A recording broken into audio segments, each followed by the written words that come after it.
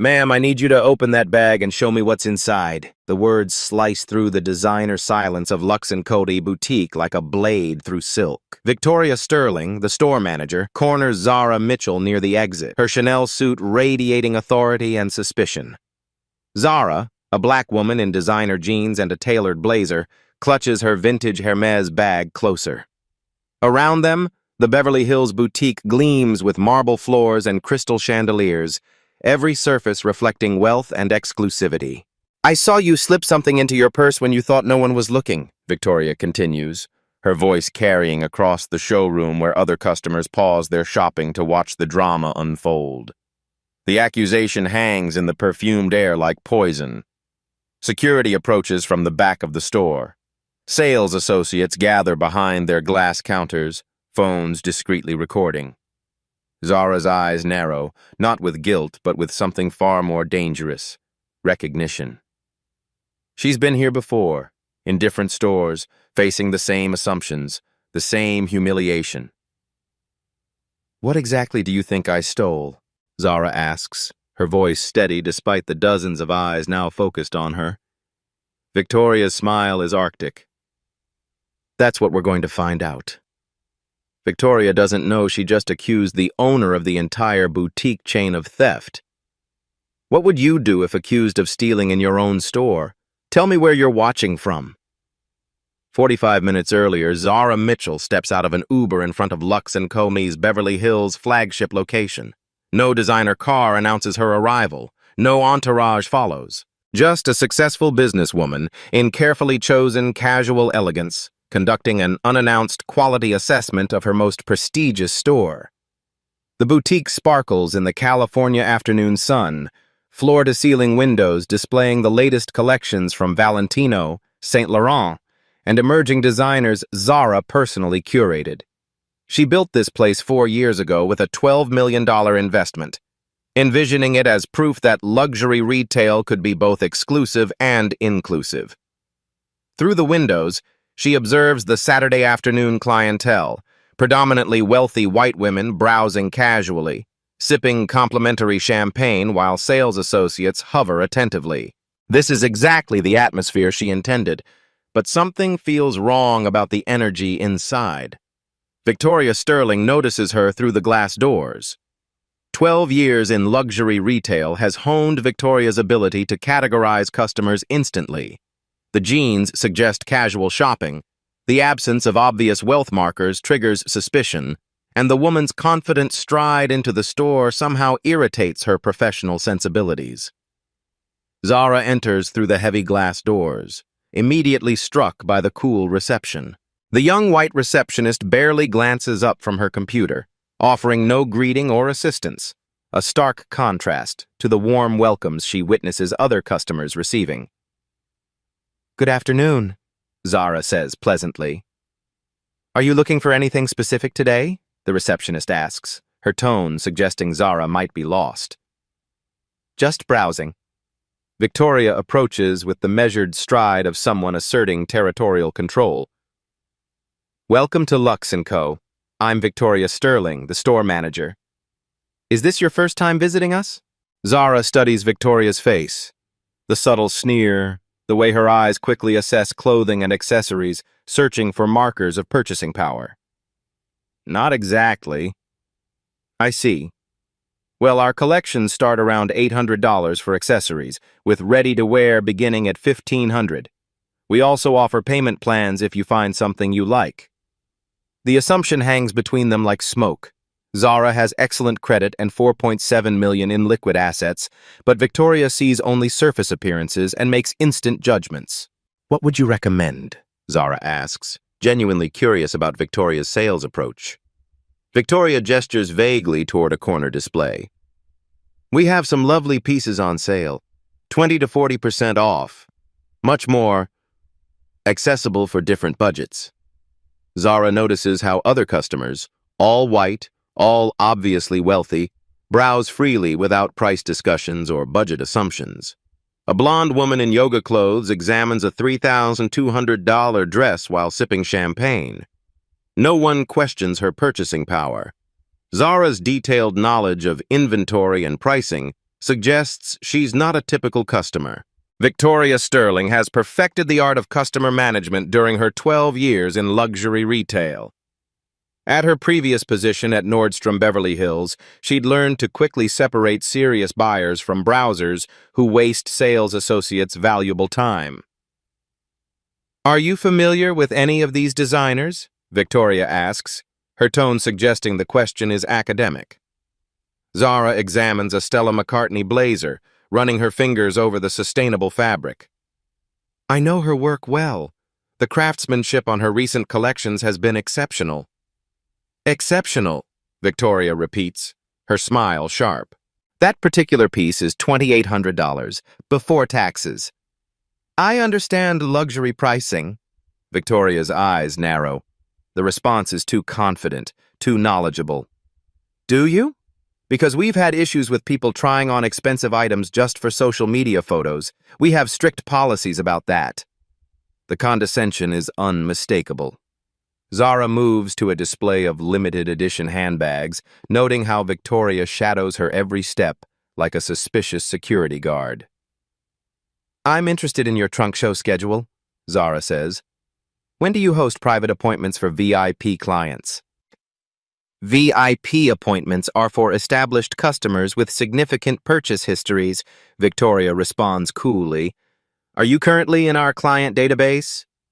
"Potentially." "Potentially?" Victoria's laugh is brittle. "Ma'am, our VIP program requires a minimum annual spend of $50,000. It's not something you just join." A young professional woman browsing nearby turns to watch the interaction, her phone discreetly recording. The tension in Victoria's voice attracts attention from other customers. "What about your personal shopping services?" Zara continues, ignoring the slight. "Those services are reserved for clients who've demonstrated serious buying commitment, not for—" Victoria pauses, searching for the right words. "Casual browsers." Zara straightens, her voice remaining level. "Casual browsers. Look, I appreciate your interest in our boutique, but we cater to a very specific clientele, women who understand luxury fashion and have the means to invest in quality pieces. And you've determined I don't understand luxury fashion based on what criteria?" Victoria gestures subtly at Zara's outfit. "Experience. 12 years in this business teaches you to recognize serious customers versus people who are just curious about how the other half lives." The phrase hangs in the air like a challenge. Other customers begin to notice the confrontation, some nodding approvingly at Victoria's professionalism. When Zara examines the handbag's craftsmanship details, Victoria makes her move. Victoria Sterling decides it's time to end this charade with the authority her 12 years in luxury retail has earned her. Some customers need clear boundaries, and this woman's persistent questions suggest either delusion or a more troubling agenda. "Ma'am," Victoria announces, her voice projecting across the boutique's marble floor, "I'm going to need you to be very careful with the merchandise." "Careful how?" Zara asks, still examining the limited edition handbag. "I've been watching you, and frankly, your behavior is concerning. You're handling expensive items without any apparent intention to purchase." A small crowd begins gathering, sales associates drawn by the confrontation, customers pausing their shopping to observe the drama unfolding in their exclusive space. "I'm shopping," Zara says simply. "Are you? Because from where I stand, it looks like you're examining items far beyond your price range while asking questions about services you clearly can't afford." Victoria opens Zara's vintage Hermes bag without permission, peering inside like a customs agent. "This bag. Where did you get this?" "It's mine." "Is it? Because luxury items like this don't typically belong to people who—" Victoria pauses, choosing her words carefully. "People in your demographic." The phrase lands like a slap. Several staff members shift uncomfortably, but none intervene. The young woman recording widens her phone's angle. "My demographic?" Zara's voice remains steady, but something dangerous flickers in her eyes. People who browse expensive stores without buying. People who ask about VIP services they have no business accessing. People who handle merchandise like they own it when they clearly don't. An elderly white couple at the accessories counter nods approvingly. They didn't pay premium prices to shop alongside people who obviously don't belong. Victoria examines Zara's personal items like evidence in a trial. Credit cards, lip gloss, car keys, phone. How exactly do you afford to shop here? Do you have a job? Steady income? You're asking about my employment status? I'm asking legitimate questions about a customer whose behavior raises red flags. This is Beverly Hills, not a department store. We maintain certain standards. Zara asks for Victoria's full name and employee ID, her composure unshaken despite the mounting humiliation. Victoria Sterling, store manager. And I'm going to need you to empty that bag completely so we can verify you haven't taken anything. Taken anything? You're accusing me of theft? I'm following loss prevention protocols for suspicious behavior. The accusation echoes through the boutique like a gunshot. Customers gasp audibly. Security approaches from the back office. Zara complies with the search, maintaining her dignity while Victoria examines every item like contraband. Finding nothing, Victoria somehow manages to look disappointed rather than relieved. "You're lucky I don't call the police," Victoria says triumphantly. "But I want you to leave immediately and not return." Zara quietly says, "I'll remember this moment," and walks toward the exit. Zara Mitchell sits in the back seat of another Uber, watching Lux & Co's elegant facade recede through the rear window. The driver, a middle-aged Latina woman named Rosa, glances at her in the rearview mirror. "You okay back there? You look upset." "Something like that," Zara murmurs, her fingers tight around her phone. The humiliation burns, but beneath the pain lies something more dangerous: determination. She built Lux & Co from a single vintage clothing booth at the LA flea market 15 years ago. Every boutique in her portfolio represents a victory over people who looked at her the way Victoria Sterling just did. But this feels personal. This feels like betrayal. Because the Beverly Hills store isn't just another boutique. It's her flagship. Her statement about what inclusive luxury retail looks like. And she hired the woman who just accused her of theft. "Rosa, can you pull over for a minute?" Rosa finds a parking space near Rodeo Drive. Zara takes out her phone and dials the first of several calls that will reshape Victoria's reality. "Maya, it's Zara. I need immediate termination proceedings for discriminatory conduct." "Yes. Today, Victoria Sterling, store manager at Beverly Hills, because she just accused the owner of the company of stealing." Maya Chen, her chief of staff, has handled personnel crises before, but never one where the victim owned the establishment.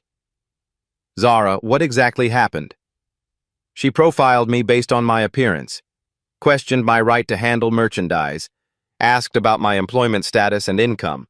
Then they accused me of theft and searched my bag in front of customers." Jesus. Witnesses? Entire store floor. At least one person is recording a video. "I'll prepare termination documents tonight. Criminal charges? Let's see how she handles unemployment first." The second call reaches David Kim, her legal counsel. "David, prepare a wrongful treatment lawsuit and complete employee review protocols for Beverly Hills location." The third call connects to Carmen Rodriguez, head of operations. "Carmen, code red at Beverly Hills. Victoria Sterling needs immediate removal before she destroys everything we've built." The fourth call goes to Jordan Martinez, PR director. "Jordan, prepare crisis management strategy. We're going public with our response to discrimination." Zara opens her laptop and accesses the Beverly Hills store's security system remotely. The cameras captured everything: Victoria's suspicious following, the public interrogation, the bag search performed like a criminal investigation. She begins typing detailed notes about the encounter. Every word Victoria spoke, every assumption, every moment when other employees chose silence over intervention. Tomorrow morning, she'll return to Lux & Co. with her corporate team, and everyone will understand exactly what Zara Mitchell represents. Her phone buzzes with a text from her partner. "How did the surprise inspection go?" Zara types back, "About to make some surprises of my own." Tomorrow morning, Zara will return to Lux & Co. But this time, everyone will know exactly who signs their paychecks. Victoria Sterling pours herself a glass of the boutique's complimentary champagne, savoring both the Dom Perignon and her successful handling of another suspicious customer. The sales floor has returned to its normal rhythm, the gentle rustle of silk and cashmere, the soft murmur of wealthy women discussing their social calendars. "Nice work handling that situation," says Ashley Park, a senior sales associate. "That woman was clearly out of her element." Victoria nods with satisfaction. 12 years in luxury retail teaches you to spot them immediately. She was asking questions about VIP services like she belonged in that tier. Completely delusional. "What was with all the detailed questions about inventory?" asks Morgan Davis, the accessories specialist. "Trying to sound knowledgeable," Victoria replies dismissively. "These people watch fashion documentaries and think they understand luxury retail. They don't realize that knowledge without purchasing power is just pretension." But Sarah Williams, a newer sales associate, shifts uncomfortably behind the jewelry counter. "I don't know. She seemed to really understand the designers and construction quality. Those weren't basic questions she was asking." "Sarah, you've been here 8 months. Victoria responds patronizingly. "Trust me, I've seen this performance before. Next week she'll be at Barney's asking the same questions, pretending she can afford Louboutin. Bull." What Victoria doesn't know is that the young professional woman who recorded the encounter has already posted the video to TikTok with the caption, "Racism at Luxury Boutique in Beverly Hills." Within 3 hours, it has 35,000 views and climbing rapidly. The comments are brutal. "This manager needs to be fired immediately. Someone find out which store this is. That customer handled it with more grace than I would. This is exactly why I shop online." Meanwhile, at Lux & Company headquarters in downtown LA, Zara reviews Victoria's employment file while her legal team prepares termination documents. The background check reveals troubling patterns. 4 customer complaints about unprofessional behavior in Victoria's 2 years, all from minority customers, all dismissed as misunderstandings. Her phone buzzes with updates from her social media monitoring service. Beverly Hills luxury boutique trending on TikTok. Video shows the manager accusing black customer of theft. 58,000 views and accelerating. Zara forwards the link to her PR team with a simple message. "Prepare statement. We're taking action tomorrow." Victoria has no idea that her theft prevention just cost her everything. By Sunday evening, the TikTok video has exploded across social media platforms. #LuxCo-discrimination trends on Instagram and Twitter as fashion influencers and civil rights advocates share their own luxury retail horror stories. Victoria Sterling spends her weekend dismissing the online drama as temporary noise that will disappear by Monday. She's weathered social media storms before, an angry Yelp review here, a negative Facebook post there. This feels no different. "It'll be forgotten by Tuesday," she tells her husband during Sunday brunch in Manhattan Beach. "People get outraged about everything now. By next week, they'll be mad about something else." What Victoria doesn't realize is that the video has reached major fashion publications. Vogue assigns a reporter to investigate. Harper's Bazaar features the story on their website. Elle's social media team shares the video with commentary about systemic bias in luxury retail. Meanwhile, other Lux & Company employees spend their weekend researching the company's ownership structure. Sarah Williams discovers something that makes her stomach drop. Zara Mitchell, the customer Victoria humiliated, appears to be the founder and CEO of their parent company.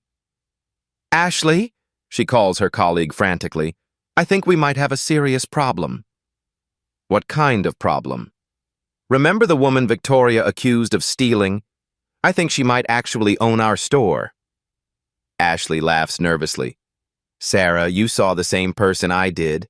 Jeans, casual blazer, old Hermes bag. That's not CEO money. But Sarah's research reveals disturbing details. Lux & Codes, founded by Zara Mitchell, owns 47 luxury boutiques with $280 million annual revenue. Zara Mitchell, youngest black woman to build a luxury retail empire, featured on Forbes' Self-Made Women list.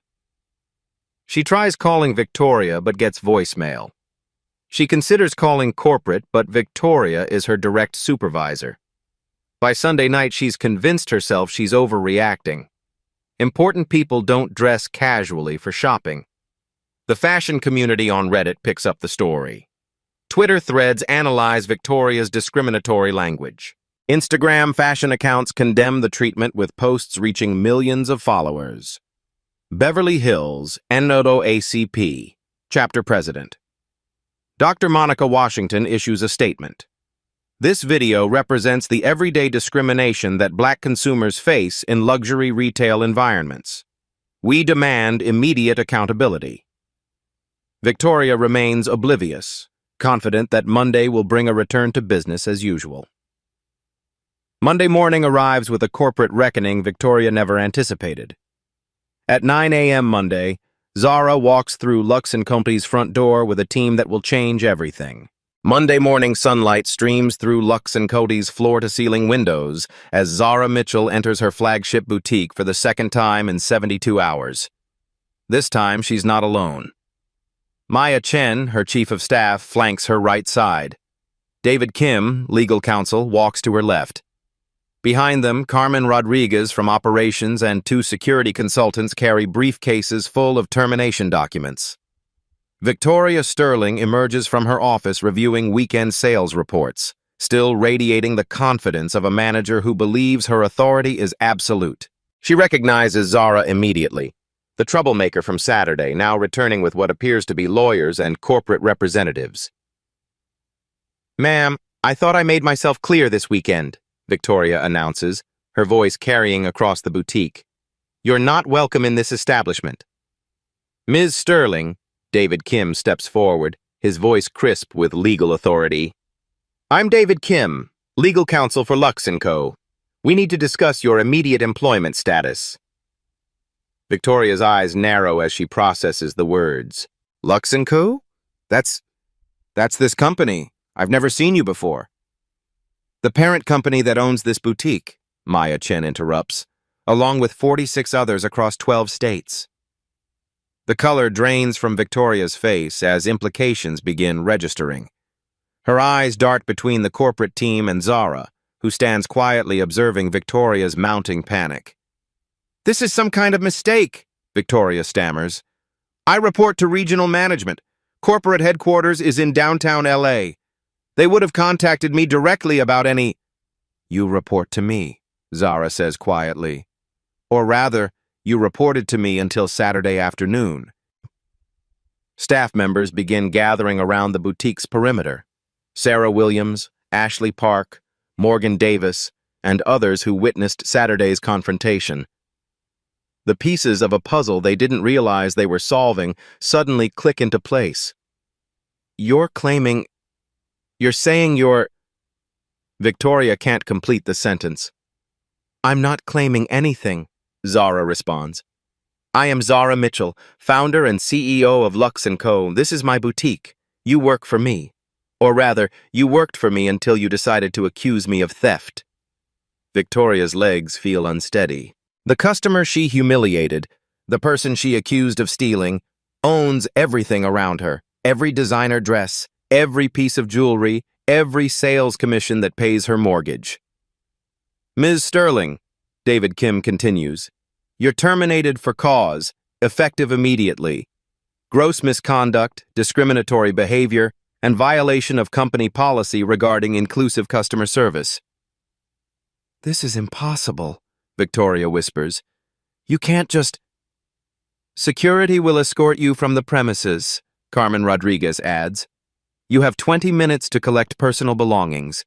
Company property remains here. Can you guess what she's about to reveal? Drop your predictions below. Sarah Williams steps forward, her voice barely audible. Ms. Mitchell, I'm so sorry. I should have said something Saturday. I researched the company Sunday night, but I thought... Sarah, Zara interrupts gently. We'll discuss cultural improvements during individual reviews. Right now, I need to address the immediate situation. Zara says 4 words that will destroy Victoria's reality. I own this company. The words land in the boutique like thunder. I am Zara Mitchell, founder and CEO of Lux & Co. Victoria Sterling's face cycles through shock, disbelief, and growing horror as the full magnitude of her catastrophic mistake becomes clear. The customer she accused of theft, the person she told didn't belong, owns not just this boutique, but a luxury retail empire spanning 12 states. Lux & Co., Zara continues, her voice steady and professional, operates 47 luxury boutiques across the country. Annual revenue, $280 million. This Beverly Hills location is our flagship store, opened 4 years ago with a $12 million investment. Sarah Williams's hand flies to her mouth. She recognizes the name from fashion industry publications. Lux & Co. has been featured in Vogue Business and Fashion Week Daily as the largest black-owned luxury retail chain in America.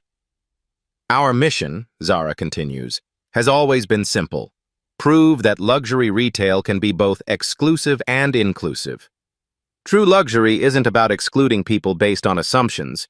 It's about including everyone in something beautiful. Ashley Park, who'd congratulated Victoria on Saturday's professional handling, now looks physically ill. Morgan Davis stares at Zara with growing recognition. She's seen her photograph in Elle and Harper's Bazaar profiles. Victoria finds her voice, desperation making her bold. This is some kind of elaborate con. I don't believe you're actually... Maya Chen opens her briefcase and produces incorporation documents, business licenses, and property deeds. Ms. Sterling, these are public records. Lux & Co. purchased this property and established this boutique in 2020. Ms. Mitchell has owned this store since before you were hired. The irony is devastating.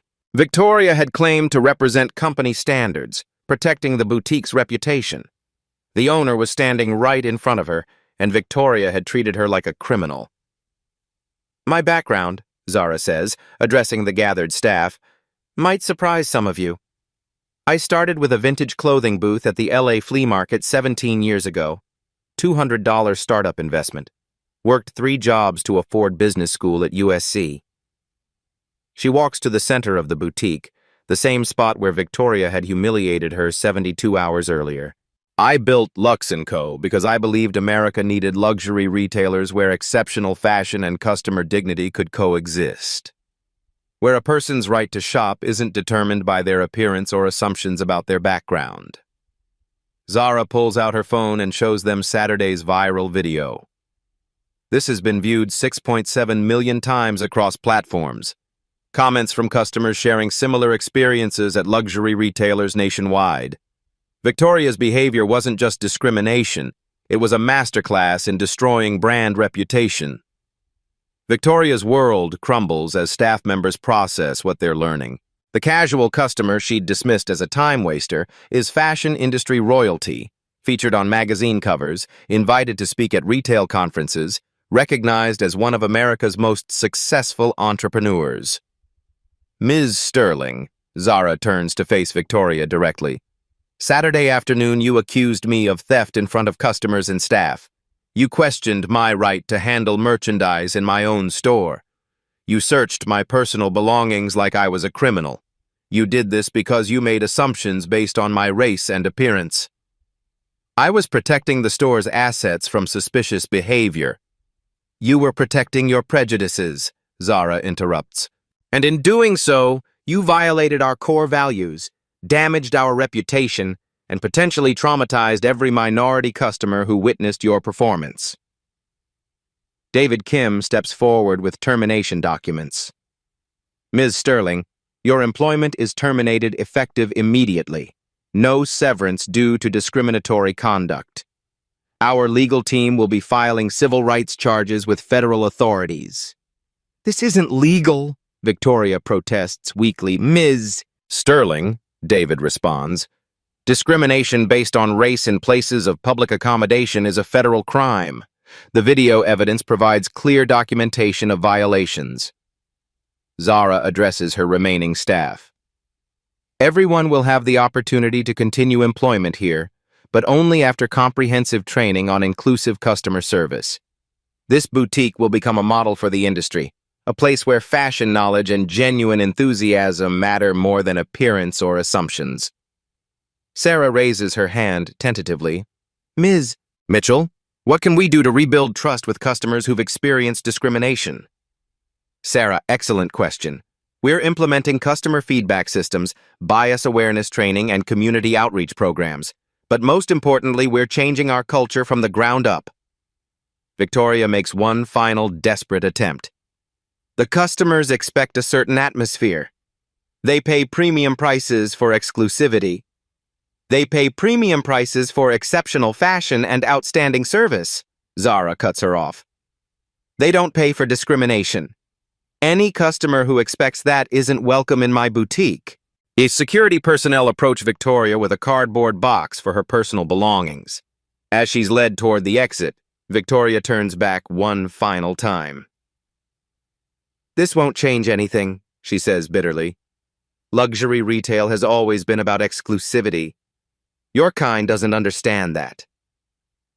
Zara's response is quiet, but reaches every corner of the boutique. Ms. Sterling, I don't just understand luxury retail. I built luxury retail so everyone can be included in something beautiful. But Zara isn't finished. The legal and industry consequences for Victoria are just beginning. Within 18 hours of Victoria's termination, the story explodes across every major platform. The original TikTok video reaches 6.7 million views. Hashtag LuxCoJustice trends nationally alongside hashtag Zara Mitchell and #LuxuryForAll. Celebrity stylist Rachel Zoe tweets, "This is how you handle discrimination, with ownership and accountability. Respect to @Zara Mitchell for building something better." The post garners 89,000 retweets. E! News features the story. Fashion CEO faces theft accusation at her own boutique, fires manager responsible. And the segment reaches 3.1 million viewers during primetime entertainment coverage. Victoria, meanwhile, watches her professional destruction unfold in real time from her Manhattan Beach apartment. Her name trends on Twitter, not for retail achievements, but as a cautionary tale about luxury retail discrimination.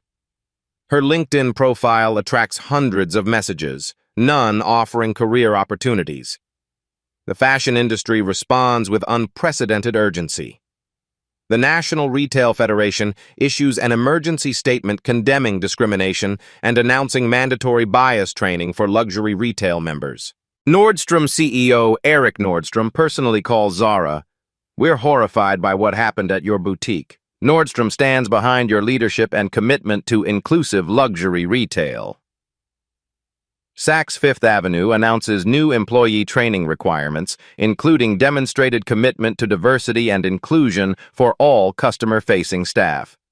Neiman Marcus implements immediate bias awareness protocols and creates anonymous discrimination reporting systems for customers. David Kim files comprehensive federal civil rights charges against Victoria personally.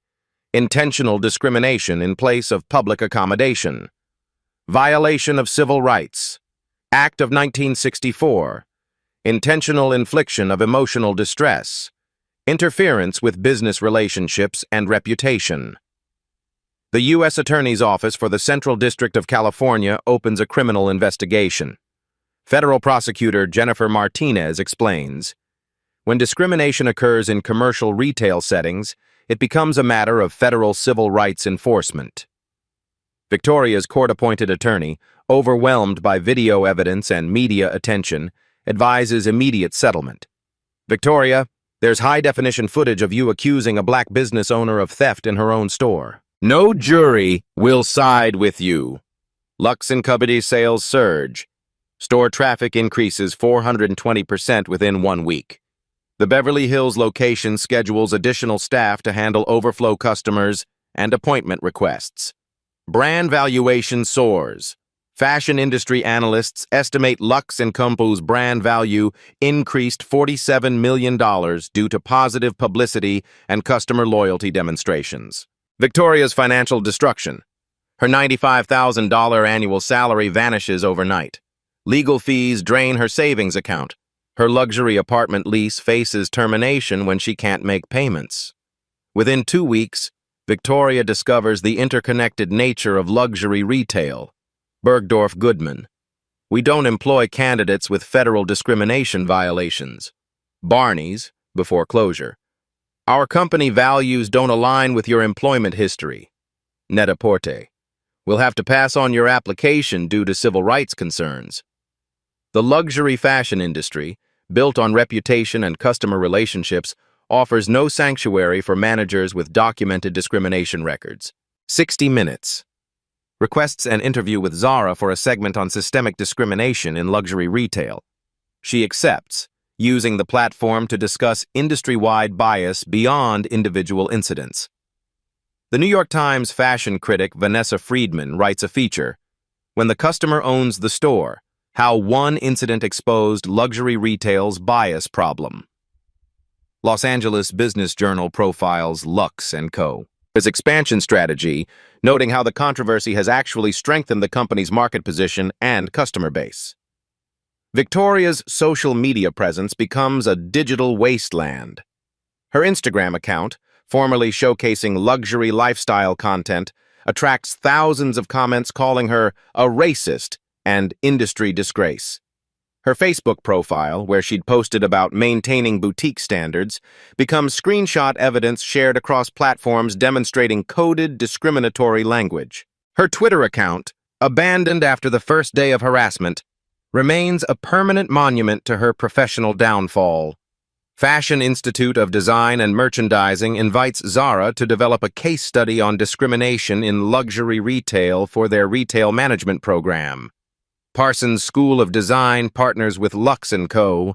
to create bias awareness training modules for fashion business students. UCLA Anderson School of Management establishes the Mitchell Fellowship for minority students pursuing careers in luxury retail management. American Express approached Lux & Co. about featuring their boutiques in the Centurion Fashion Experience program for high-value customers.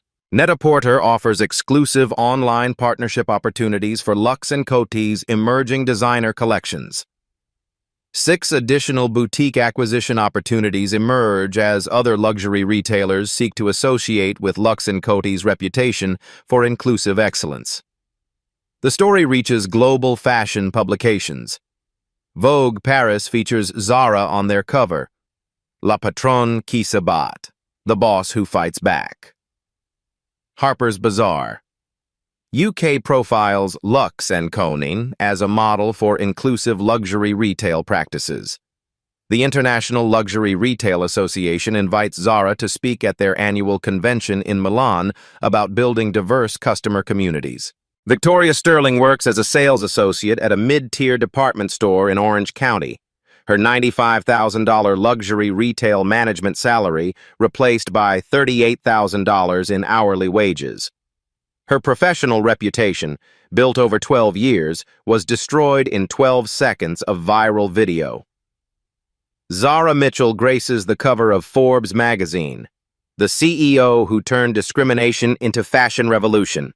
Lux & Co. announces 8 new boutique acquisitions and expansion plans into the Northeast and international markets. The federal discrimination case settles. Victoria pays $275,000 in damages and agrees to complete 400 hours of bias training and community service. Victoria's federal hearing will determine if luxury retail discrimination carries criminal penalties.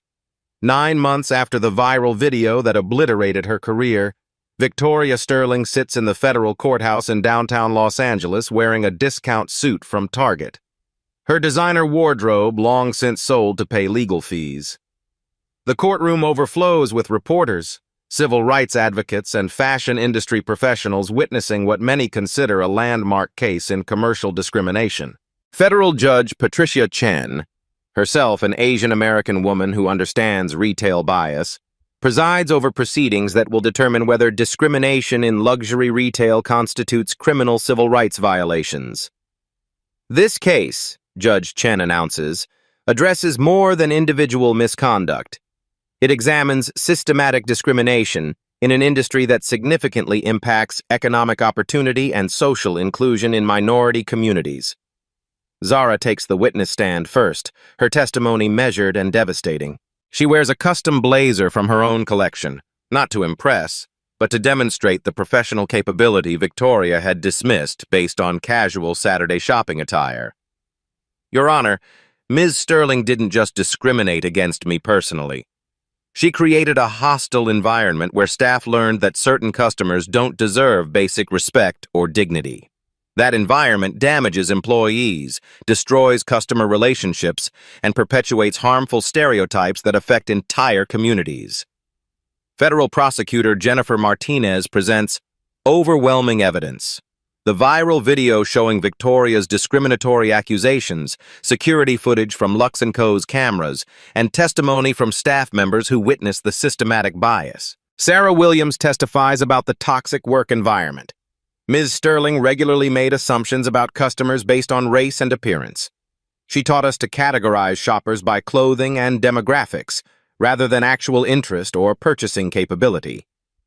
Ashley Park describes the discriminatory training. Ms. Sterling instructed us to assess minority customers more carefully, watching for suspicious behavior that she never defined for white customers. Morgan Davis delivers the most damaging testimony. The day before the incident with Ms. Mitchell, Victoria told me that certain types of people hurt our boutique's reputation with real customers. She was specifically referring to Black and Latina shoppers. Victoria's public defender, overwhelmed by evidence and media scrutiny, attempts a desperate defense. Your Honor, my client made errors in judgment under retail pressure, but criminal charges for customer service mistakes set a dangerous precedent for commercial freedom. Counselor, Judge Chen interrupts sharply, commercial freedom doesn't include the freedom to violate citizens' civil rights based on racial assumptions. This court will determine whether Ms. Sterling's actions constitute criminal violations of federal law. When called to testify, Victoria attempts to justify her conduct with language that confirms her guilt. Your Honor, I was trying to protect boutique inventory and maintain our luxury standards. Loss prevention requires careful assessment of customer behavior patterns. What patterns, Ms. Sterling? When customers don't match typical profiles for luxury shoppers. And what profile is that? Victoria realizes she's trapped. Any honest answer confirms racial discrimination. Any lie constitutes perjury in federal court. Professional appearance, appropriate shopping behavior, indicators of genuine purchasing intent, she answers weakly. Ms. Sterling, are you aware that Ms. Mitchell owns 47 luxury boutiques with annual revenue exceeding $200 million? Victoria's silence stretches for 45 seconds before her attorney whispers urgent advice about self-incrimination. The prosecution's closing argument destroys any remaining doubt. Your Honor, Ms. Sterling's testimony confirms what video evidence already proved. She systematically excluded customers based on racial assumptions. This isn't a business dispute. It's a federal civil rights violation that demands criminal accountability. Judge Chen deliberates for 2 hours before returning with her verdict. Ms. Sterling, your actions constitute willful violation of the Civil Rights Act and federal laws protecting equal access to public accommodations. You created a hostile environment for customers based on racial prejudice. You're sentenced to 18 months in federal prison, suspended to 36 months supervised probation, $50,000 in fines, 500 hours of community service at civil rights organizations, mandatory bias counseling for 2 years, and lifetime prohibition from luxury retail management. Victoria's legs give out as the reality hits. Her retail career is over. She'll spend the next 3 years under federal supervision, and she's financially ruined. Outside the courthouse, Zara addresses supporters and media. Today's verdict protects every customer who walks into a boutique expecting to be treated with dignity, regardless of their appearance or background. The verdict will force the entire luxury retail industry to confront discriminatory practices. The Mitchell versus Sterling case creates seismic shifts across the American luxury retail industry. Within 8 months, Mitchell standards became the benchmark for inclusive luxury retail nationwide. The National Retail Federation mandates bias training for all luxury retail members. NRF President Matthew Shea states, "The Zara Mitchell case proves that discrimination isn't just morally wrong, it's economically devastating and legally dangerous." Designer brand requirements transform overnight. Chanel requires annual inclusion certification for retail partners. Gucci implements customer feedback systems for bias reporting. Louis Vuitton mandates diversity metrics for boutique performance evaluations. Federal legislation accelerates. The Department of Justice establishes the Luxury Retail Consumer Protection Task Force, using Mitchell versus Sterling as precedent for investigating systematic discrimination. State governments respond rapidly. California passes the Luxury Retail Equality Act, requiring bias training for high-end retail licenses. New York, Illinois, and 7 other states introduce similar legislation within 90 days. Major retail chains implement immediate changes. Saks Fifth Avenue requires inclusion training for all 15,000 employees. Nordstrom creates anonymous discrimination reporting systems. Neiman Marcus partners with civil rights organizations for cultural audits. Technology companies develop solutions. Salesforce launches bias detection software analyzing customer interaction patterns. Shopify adds inclusive service ratings to luxury retailer profiles. Square implements discrimination reporting features for retail point-of-sale systems. Educational institutions transform curricula. Fashion business programs at universities nationwide add bias awareness coursework. The Fashion Institute of Technology develops inclusion certification requirements for retail management degrees. Financial sector responds. Luxury retail investors begin tracking discrimination patterns in store operations. Insurance providers exclude coverage for civil rights violations. Private equity firms incorporate diversity metrics into retail acquisitions. Research validates business benefits. Harvard Business School publishes The Inclusion Premium, showing inclusive luxury retailers average 34% higher customer satisfaction and 28% increased customer lifetime value. International influence spreads. European luxury retail associations adopt Mitchell standards. British fashion retailers implement similar bias prevention programs. Australian luxury boutiques create discrimination monitoring systems. Legal precedent strengthens protection. Federal courts cite Mitchell versus Sterling in subsequent commercial discrimination cases. The ruling establishes that systematic exclusion in luxury retail constitutes criminal civil rights violations. Cultural transformation accelerates. New luxury retail professionals enter the industry expecting diversity as standard practice. Fashion schools emphasize inclusion alongside aesthetics and business skills. Industry publications regularly feature inclusive retail success stories. Measurement and accountability become standard. Annual inclusion audits become routine for luxury retail chains. Customer surveys specifically track discriminatory treatment incidents. Fashion industry rankings incorporate diversity metrics alongside sales performance. Community impact expands. Minority entrepreneurs report increased access to luxury retail opportunities. Civil rights groups document improved treatment at boutiques nationwide. Consumer advocacy organizations cite Mitchell versus Sterling as protection for discriminated shoppers. 2 years later, discrimination complaints in American luxury retail have dropped 68% from pre-Mitchell levels. The change that began with one woman's dignity now protects millions of luxury shoppers nationwide. 2 years later, Zara returns to Beverly Hills Lux & Company, for a celebration that will inspire the entire fashion industry. 2 years and 3 months after that humiliating Saturday afternoon, Zara Mitchell returns to her Beverly Hills flagship for the most meaningful celebration of her career.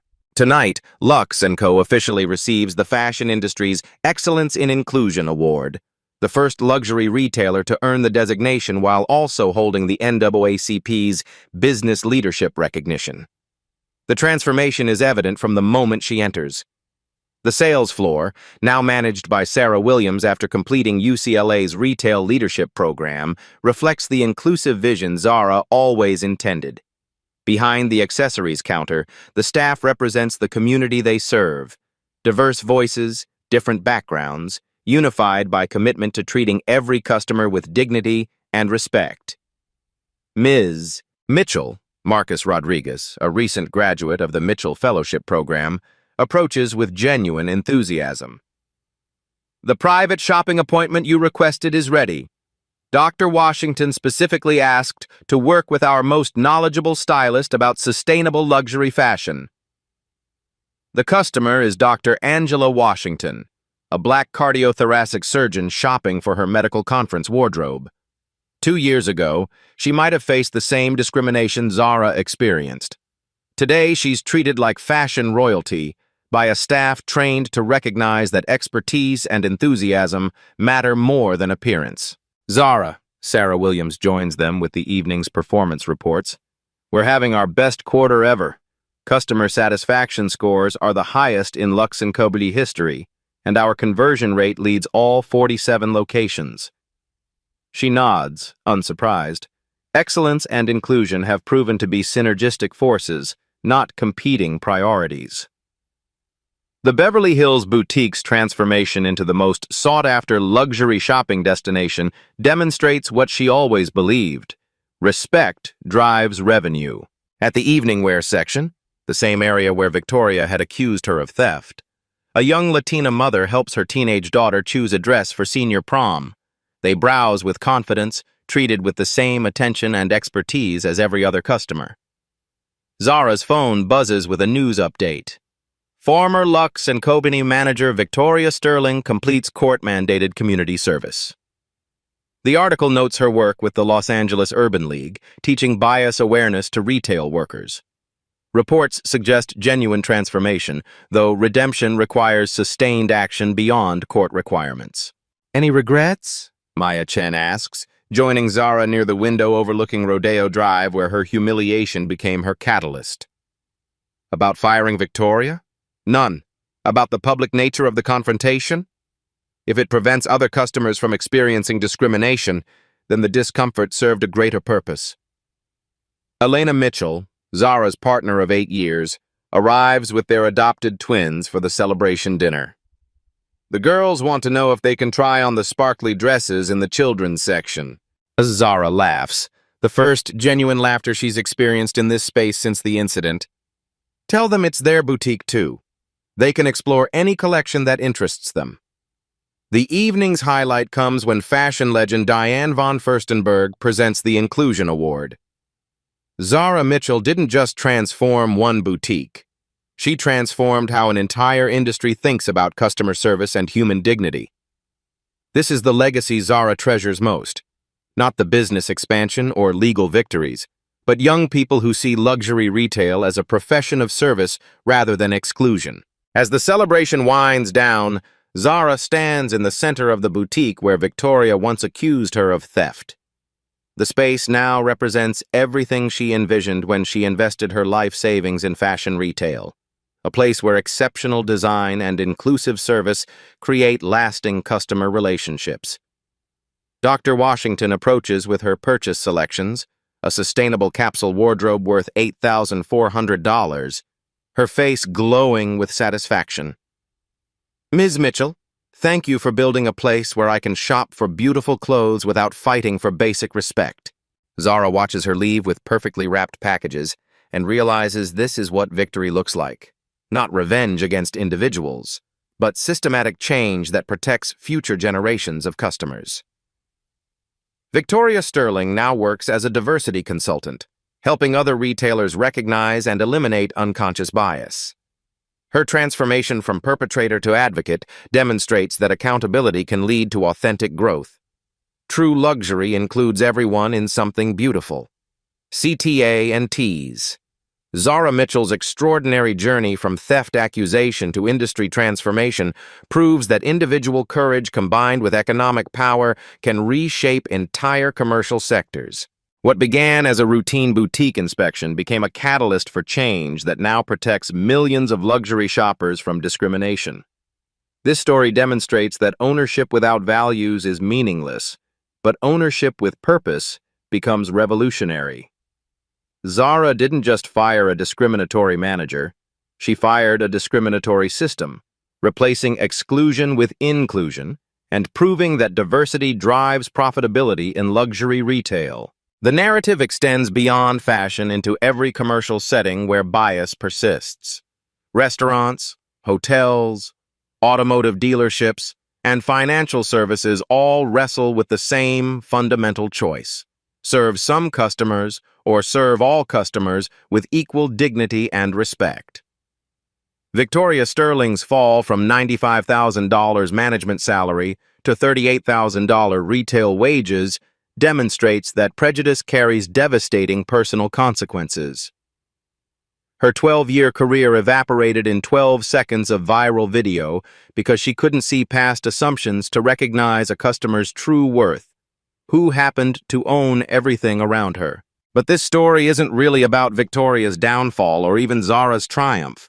It's about Sarah Williams' promotion from sales associate to boutique manager. It's about Marcus Rodriguez discovering opportunities through the Mitchell Fellowship Program. It's about Dr. Washington shopping for her professional wardrobe without fighting for basic respect. Most importantly, it's about the mother and daughter browsing prom dresses with confidence, growing up in a world where luxury retail excellence doesn't require customer exclusion. The transformation at Beverly Hills Luxe & Co. sparked industry-wide changes that seemed impossible just 3 years ago. Bias training became standard practice. Inclusive service became a competitive advantage. Customer feedback systems gave shoppers power to report discrimination before it escalates. Your response to discrimination matters in every commercial setting. When you witness bias in boutiques, stores, or service businesses, you have choices that determine outcomes. You can stay silent and enable continuation, or speak up and demand accountability. Support businesses that demonstrate inclusive values. Leave reviews highlighting respectful treatment. Share stories of companies that prove excellence and equality create superior customer experiences. Economic pressure generates faster change than legislation alone. Use Zara's case as a template. Document incidents, understand your rights, and remember that business owners who discriminate aren't just morally wrong, they're economically inefficient. Inclusion drives profitability across every industry. The Mitchell precedent reminds us that justice isn't just about punishing wrongdoing. It's about creating systems that prevent future discrimination. Every dollar spent at inclusive businesses represents a vote for the kind of commercial culture we want to inherit. Change begins with refusing to accept unacceptable treatment. It continues with supporting leaders who create equitable environments. It's completed when the next generation can't imagine commercial settings where respect depends on appearance rather than humanity. Have you faced shopping discrimination? Share this if luxury retail needs to change.